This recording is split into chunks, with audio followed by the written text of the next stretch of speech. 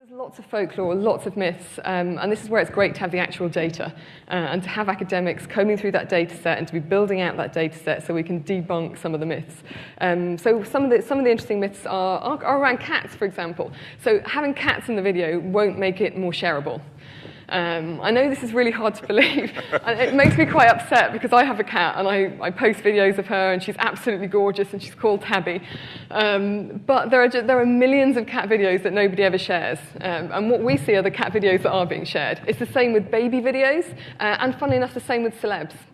So there's also a myth that if you pop a celeb into a video, that it will immediately become more shareable.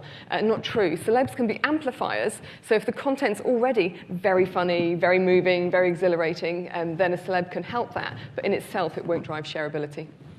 So there's this thing called Zuckerberg's law, right? So Mark Zuckerberg apparently said that year over year sharing is going to double. And we saw that sort of amazing chart that you had beginning in 2006. But is this really a law like Moore's law, or is it more like Zuckerberg's wishful thinking? It's certainly been true.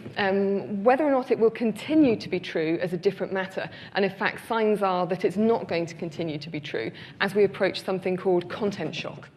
And content shock is the idea that there's only so much content that we as humans can absorb.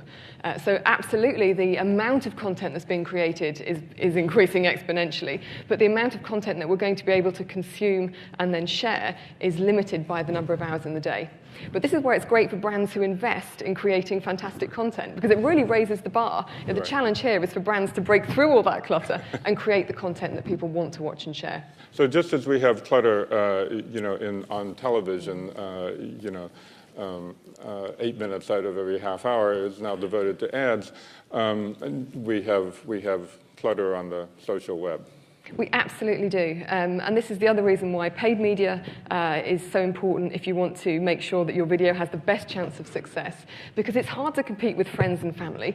Think about when you're on your social feeds, you're seeing all the news, all what your friends are up to, what your family are up to, new babies, parties, and that's what brands are competing with. They're not just competing with other brands, they're competing with all the content that's out there on the social web. And this is why we believe very strongly that brands should rethink their strategy towards connecting with consumers. And create content that genuinely is shareable and that will entertain their audiences.